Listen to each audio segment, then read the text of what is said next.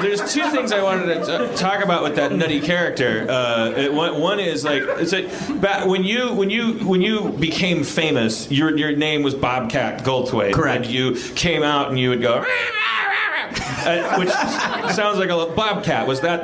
Oh no, that wasn't the connection. Oh, man. okay. Yeah. See, this is great to finally have this. You thought way more about it than I did. Was that just an old nickname, Bobcat? Yeah, Bobcat. I became Bobcat when I was about 15. I'll try to do a quick version of the story because I do get asked that sometimes. The host of Have you heard Jeff's stories? Like you don't have. Oh, okay. Yeah. But this has an end. No, so when I was, I started doing comedy when I was 15, 16 years old, around that age.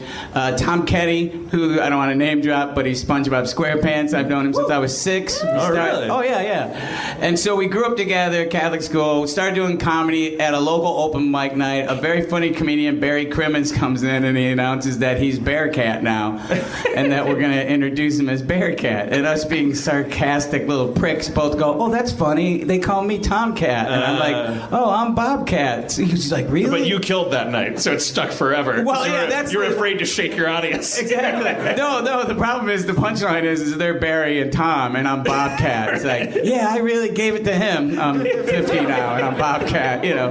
But it's easier to stick with Bobcat than to listen to people mangle Goldthwait, you know. Right. I always, because when I met you then in I told the story of when Schraub and I met you in Milwaukee, and you were still Bobcat Goldthwait, but you were, at least that night, you were had an ass load of it. You were talking normal. You weren't doing the character, right. And you also were like inspiringly jaded. We're not having any of what my hometown was giving you in terms of talkback and reception, and we're saying these really amazing, smart, cynical things. I think you were still calling yourself, but you might not have been. I thought my perception was that at one point, if you were famous for being Bobcat Goldthwait, that then if one decade turned into another, then when you meet that person again, you'd expect them to want to be called Bob or Robert or Octavius or something that you. Right. But I thought that's because you were called Bobcat because the character was, I'm Bobcat Goldthwait, I'm a tiger. And I was way off base. That sounded like the guy who was the gatekeeper in The Wizard of Oz. The wizard's not here.